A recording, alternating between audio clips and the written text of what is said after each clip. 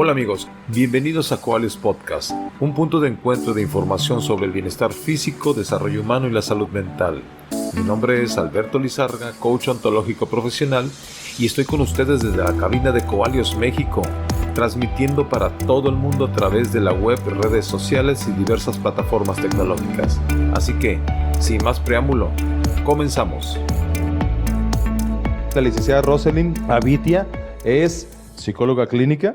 Me da muchísimo gusto tenerte aquí con un tema tan importante. ¿Son importantes los padres en la educación de nuestros hijos?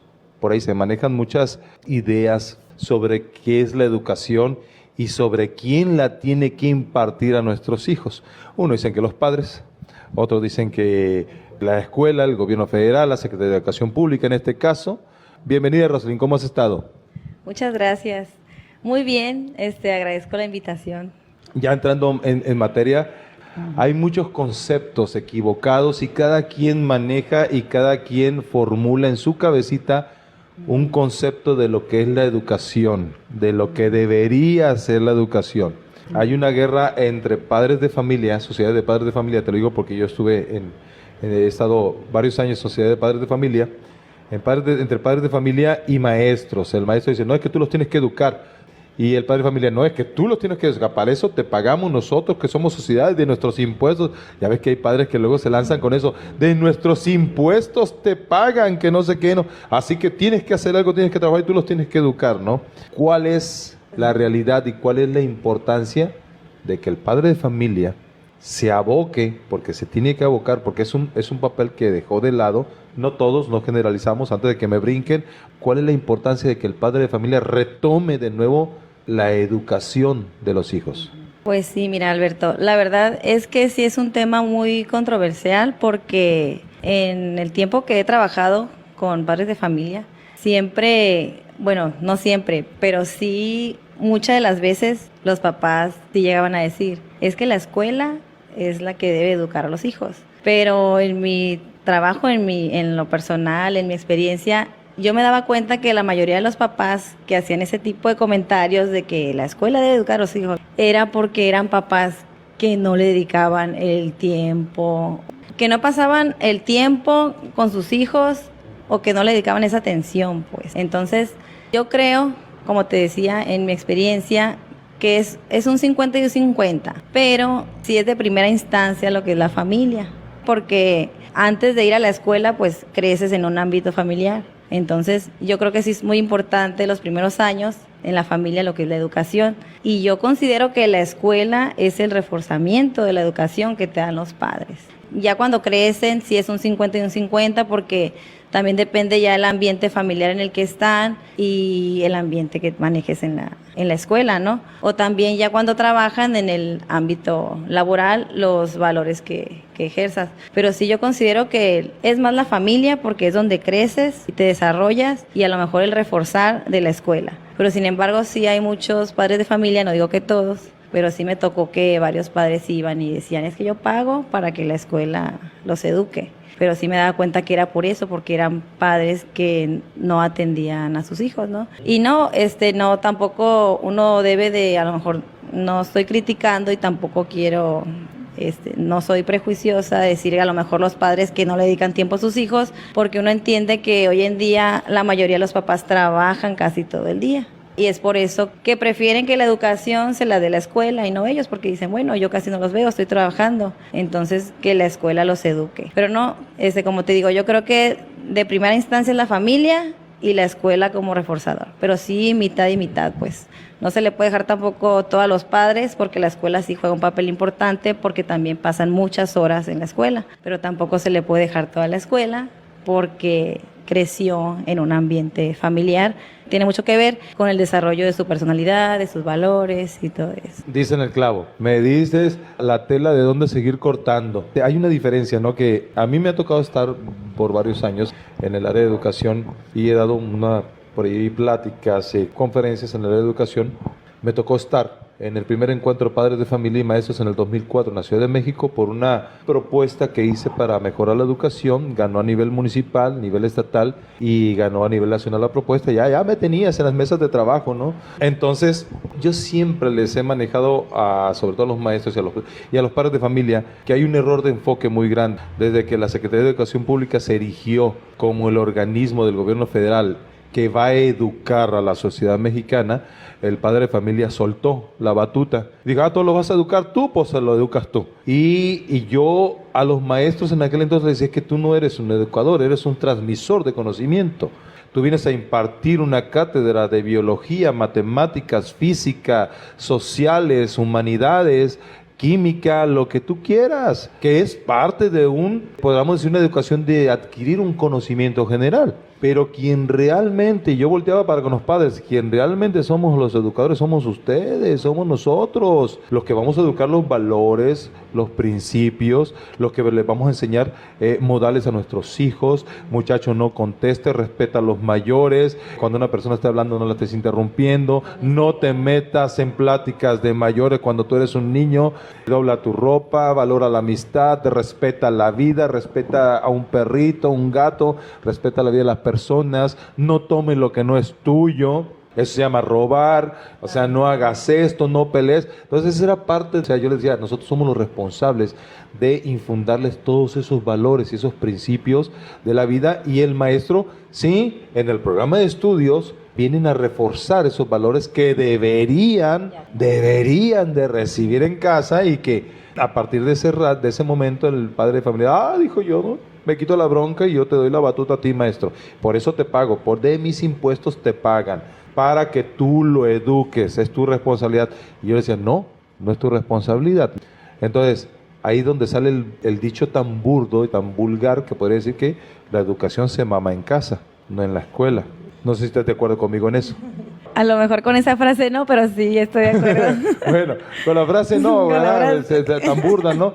Pero la educación empieza en clase. Los primeros educadores de la sociedad somos los padres de familia. ¿Qué es educar? Lo primordial yo considero que son los valores. Y más que educarlos es transmitirlos con el ejemplo. Por ejemplo, bueno, yo he visto que hay muchos videos en YouTube donde salen un papá que a lo mejor está fumando y le dice a sus hijos que no fumes, pero le está fumando. O cuando les dicen, no digas groserías, y el papá y le dice, entonces luego lo reportan en la escuela que porque el niño dice groserías, y citas al papá y te das cuenta el por qué el niño dice groserías. Y que a lo mejor el papá le dice, no debes de decir groserías en la escuela o con tus amiguitos o acá, pero si el niño es lo que está escuchando en casa, entonces es lo que va a repetir. Entonces, más que nada, los valores se educan, pero con el ejemplo, pues, con el ejemplo. Si los papás son honestos, el hijo va a ser honesto. Si el papá se encuentra algo en la calle y le dice al hijo, mira, vamos a entregarlo,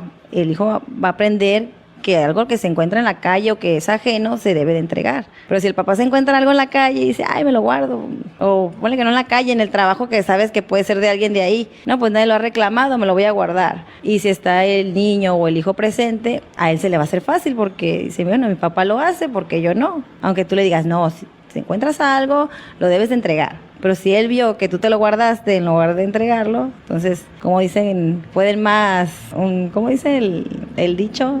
Puede más el ejemplo, pues, que mil palabras. El ejemplo arrasa. Tus acciones hablan más fuerte que las palabras que tus labios emiten, no las puedo escuchar, a final de cuentas, ¿no? Así y mira, es. eso que dices, que el niño aprende con el ejemplo, es totalmente cierto. El ejemplo arrasa. Así es. ¿Sí? Ya me acordé de la frase. A ver, sí, ya sabía. Yo estaba haciendo tiempo para que se acordara la frase. Sí. Dice, las palabras convencen, pero el ejemplo arrebata. Exactamente, o arrasa. Se está manejando una idea, y me gustaría que se las aclararas a las personas que nos están viendo, que yo escucho entre la sociedad que dicen hay dos tipos de educación: la educación de las escuelas públicas y la educación de las escuelas. Yo me río, la verdad, porque los que están en escuelas privadas dicen, esta es mejor educación. Ahí yo les digo, sí, ¿por qué dices eso? Porque a mi niño de kinder de 5 años le están enseñando alemán. Sí, francés. Le digo, francés, alemán, y no manches, Chino mandarín. no sabe, chino mandarín, que es lo que está. todavía no aprende el chamaco a hablar español.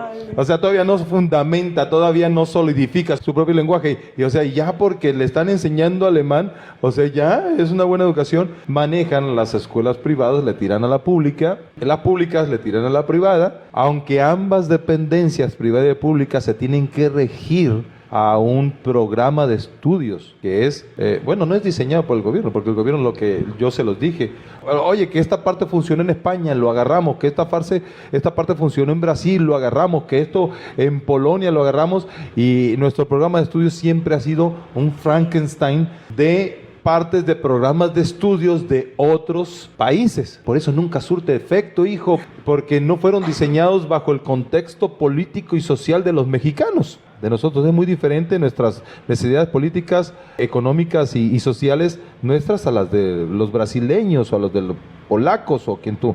Ahora, ¿cuál es más importante? Te estoy echando la bronca a ti. Tú contesta, porque dicen que una es más importante que otra. Bueno, más importante... antes que continúes. No, es que... Ajá. ¿Tuviste educación privada o pública? Digo, para saber. De las dos. De las dos tuviste. Mezcladas, bueno, sí. Puedes sopesar entonces, puedes ser neutral. Sí, yo estuve mezclado, ¿no?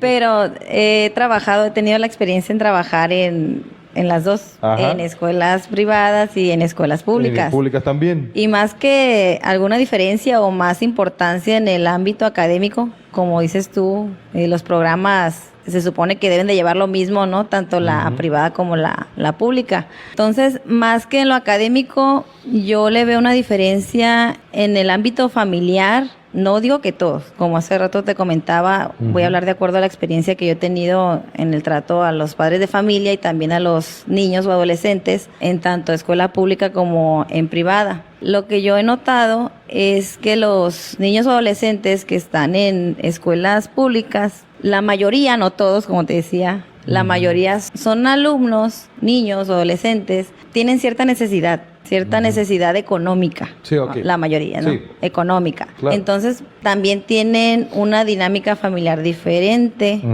en cuanto al contexto de la educación. Entonces, estos niños o adolescentes al tener esta necesidad económica, no solo estudian, también trabajan. También trabajan. Sí, ahora que estoy trabajando en una escuela pública, me doy cuenta que a corta edad trabajan. Ajá. Entonces trabajan y estudian. Por lo tanto, yo veo que son más responsables y le echan más ganas a la escuela. A lo mejor su necesidad los está haciendo trabajar y echarle más ganas a la escuela. Puede ser que independientemente del ámbito familiar. Pero, por ejemplo, en las escuelas... ¿Podría ser valorar un poquito más el estudio?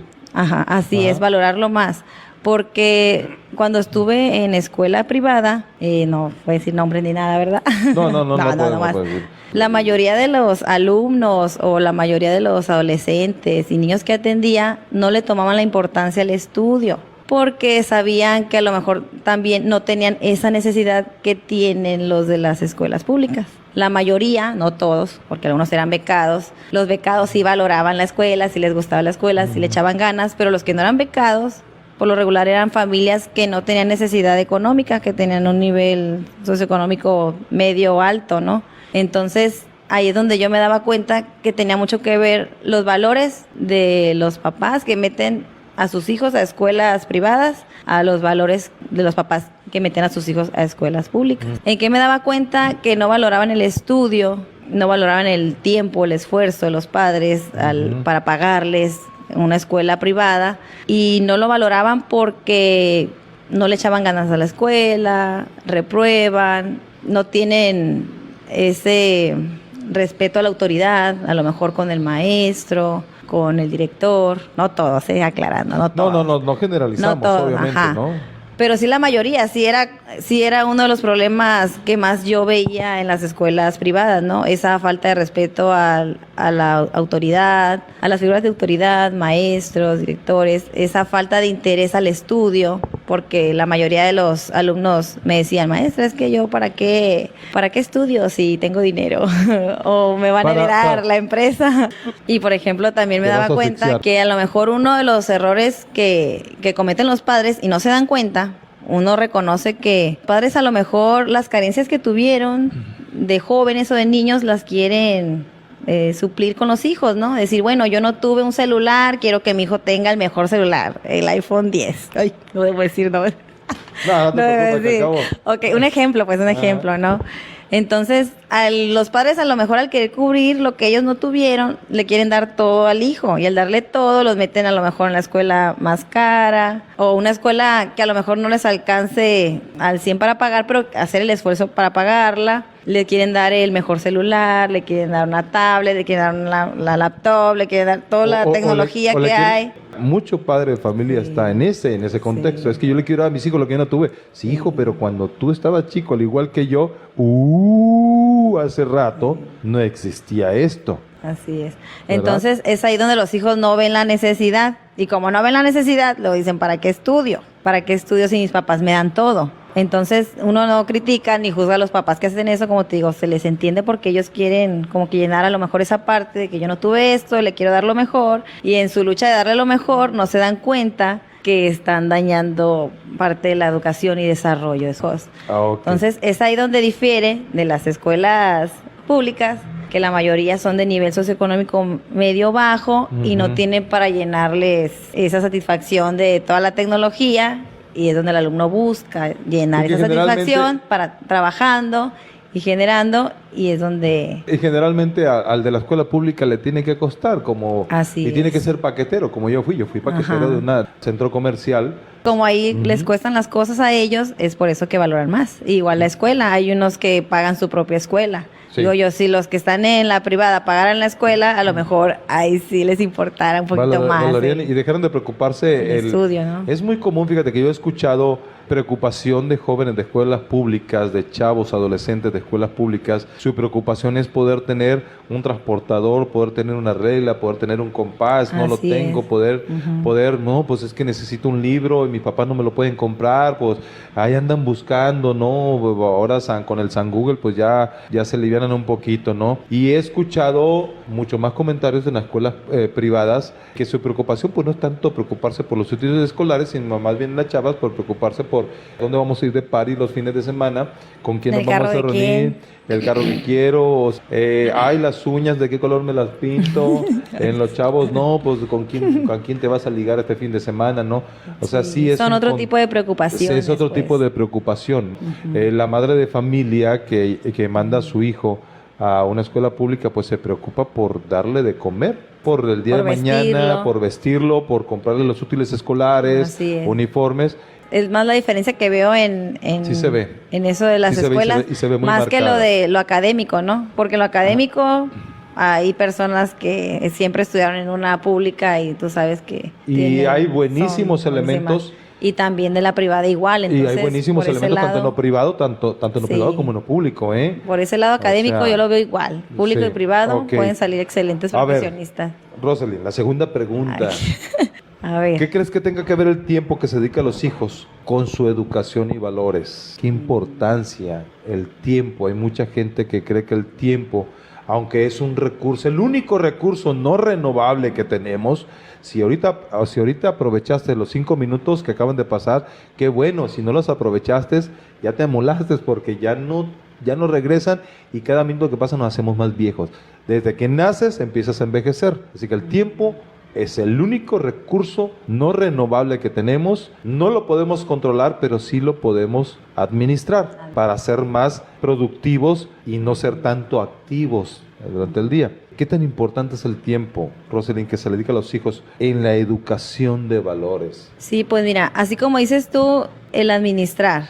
A mí me tocó atender muchísimos padres de familia, yo creo que la mayoría. No veo a mi mamá, casi no veo a mi papá, ni en la hora de la comida, o cuando llega del trabajo yo ya estoy dormido. Entonces, cuando yo me tocaba entrevistar a los papás o hablar con ellos, muchos reconocían e incluso se sentían mal. Decían, es que es cierto, yo casi no veo a mi hijo, lo veo muy poco, nomás lo veo en la hora de la comida, o en la noche lo veo 10, 15 minutos porque ella se tiene que dormir, o yo sigo teniendo trabajo. Pero yo siempre les recalcaba a los padres de familia que no importa el tiempo que estén junto al hijo, sino el tiempo de calidad. Porque también me tocó atender a otros padres de familia que me decían, maestra, pero es que yo todo el día todo el domingo paso con mis hijos. A ver, ¿qué hace todo el domingo? pues vemos la novela. ¿Cuál es su novela? ¿La novela que le gusta a usted? ¿O, que Sí. o el programa que le gusta a su hijo? No, pues la novela mi favorita. Digo, ok, entonces pasa La flor de tiempo. Lupita, ven ahí están con los Así ojos es. cerrados y que les llegue el airecito. Sí. A ver, ya con eso se tocó el chamaco. Ajá. Entonces les decía yo, ven lo que les gusta a usted, no lo que les gusta al hijo. Para el hijo el tiempo de calidad es que hagan algo juntos que les guste a ellos. Entonces, porque también muchos me decían, es que me lo llevo a misa también los domingos. Y le pregunta al hijo si le gusta ir a misa. No, pues no le gusta. Bueno, entonces el hijo no lo ve como tiempo de calidad. Para que un hijo vea un tiempo de calidad, tiene que hacer algo que a ellos les guste. Que ellos se sientan esa satisfacción de pasar con sus papás, pero algo que a ellos les guste. Y eso es de acuerdo a la edad, ¿no? Si es un niño, me acuerdo yo de una niña que atendí, me decía la niña, maestra, es que mi mamá quiere más a su teléfono que a mí. Y le dije, ¿cómo? ¿Que quiere más a tu teléfono que a su teléfono que a ti? Sí, es que siempre que le digo, mamá, hay que hacer esto, espérame, y está en el celular. Mamá, hay que hacer lo otro, espérame, que está en el celular. Y mamá, juega conmigo, es que estoy en el celular. Entonces llegó el punto, de hecho yo no podía creer que la niña pensara que su mamá quería más el celular que a ella, Sí, pues, de porque hecho, lo pasaba piensa, más ajá. tiempo en el celular que con ella. Entonces ya cuando hablé con la mamá, yo le dije, señora, regálele 10 minutos nada más al día, jugando lo que ella quiera jugar, y va a ver los cambios que va a haber. Ahora, eso es una utopía, ¿no? Yo no sé de dónde sacaron que a los hijos hay que darles no cantidad de tiempo, sino calidad de Calidad. tiempo. Y han estereotipado y han fundamentado un pensamiento que para mí es peligroso, que dicen, ok, de lo bueno poco. Si es tiempo de calidad el que te voy a dar, hijo, va a ser un tiempecito pequeño, porque tiene que ser pequeño para que sea de calidad. Ya he agarrado 2 o 3 padres de familia, así que no la juegues No, así. yo les digo eso cuando Ah. trabajan todo el día. Sí, pero si son el domingo- amas de casa, tienen más tiempo para Ajá. dedicarles en Sí, calidad. Lo que tú dices, el domingo, en vez de ponerlo a ver la tele, ¿por qué no le das todo el domingo que sea un gran tiempo de calidad? Así Y no es. me vengas a decir que no, es que de lo bueno poco.